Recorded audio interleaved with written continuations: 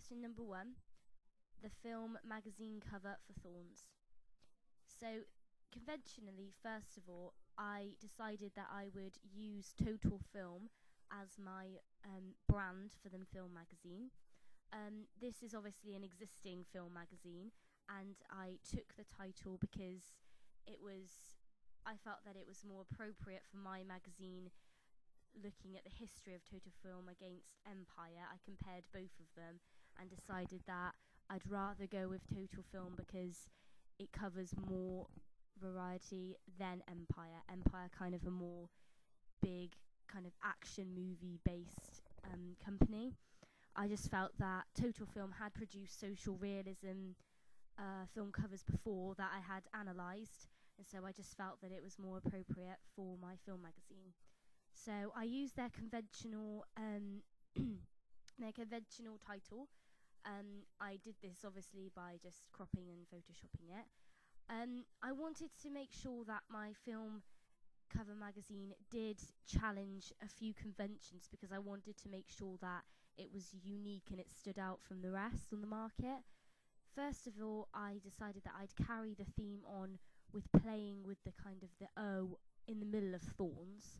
I wanted the image to be unique and I wanted it to challenge a lot of conventions. I stuck to the conventional feature that I found in most film magazine covers, which was that the main character featured on the front and that they would make eye contact with the audience. I wanted to carry out this conventional feature because I felt that the main character would kind of draw the audience in if they were making eye contact. Conventionally, the main character on a film magazine cover always kind of dominates the page. I wanted to use this because I felt that it creates a more kind of it creates a bigger impact, and that I just felt it would be more suitable to my magazine, especially as this is all about her life.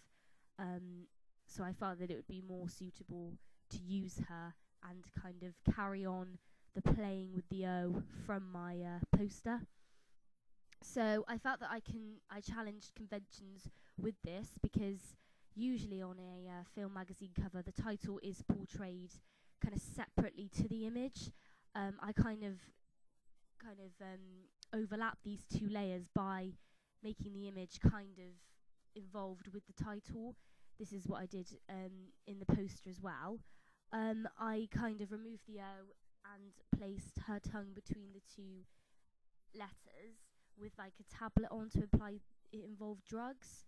I wanted to do this in order to kind of stray away from the conventional style of having the title separate from the image. I wanted to involve the two together.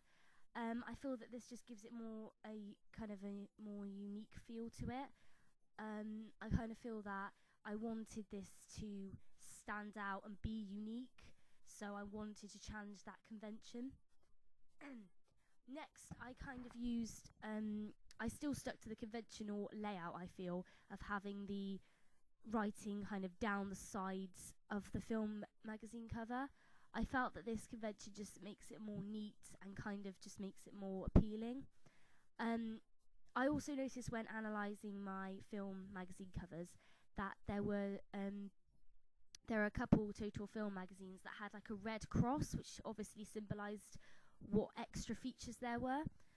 This conventional style for their magazine I felt was really good on mine because it gave it, again, a different layer, but also the colours stood out from the rest. So I wanted to use this conventional feature which is particular to their magazine.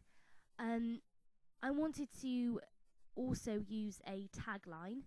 This is another conventional feature for film magazine covers. It's similar to the poster in that it features in a smaller writing usually. It's harder to see but still clear to see because the attention isn't drawn away from the title. I carried this conventional through to my own piece and made sure that the tagline was firstly different to the one on the poster because that's another conventional feature, and also that it was smaller to the title text, and that it was kind of below it in the fact that it didn't take any attention away from the actual title itself. Another conventional feature is obviously that it's in portrait. All film magazine covers that I have researched that I have seen have been in portrait, so I carried this through. Above the actual total film title, I placed a tag saying a social realist special. This was a conventional feature that I found when looking through film magazines. Often there would be a tagline or some sort of piece of text above the actual total film logo. I wanted to carry this through because I just felt that it portrayed more information, and obviously I made it a social realist special because my film would then kind of fit into this magazine more, and it would be all around my actual film. I used the conventional kind of format of the date, the website and the price. When analysing total film magazines, I noticed that they always placed it above the kind of M or kind of towards the right hand corner. I wanted to use this conventional feature because it worked on my film magazine cover and it didn't take any attention away from the main aspects, and it fitted quite nicely and it was just very neat, and I feel that this portrayed it to be more professional as well. The world exclusive tag underneath the actual film title also is another conventional feature that I found when looking through film magazines. There would always be, if it was a special, which mine is, there would always be some sort of reference to that. I feel that it just makes it more important, and it just makes the film more appealing to everyone because they know that this is kind of a one-off special edition of this magazine cover. And I feel that this again made it more appealing.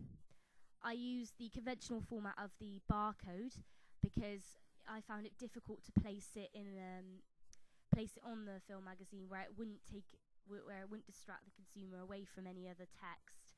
So I used the conventional format, which meant it was out of the way and it was still there and present, but it was just in a much more neat place. At the bottom, I decided to carry on the theme of social realism.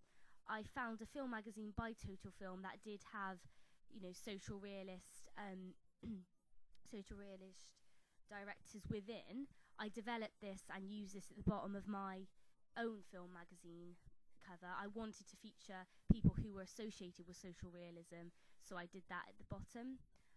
So therefore, I feel that I've developed that convention about special editions of this magazine because I used the kind of the verses, each person at the bottom.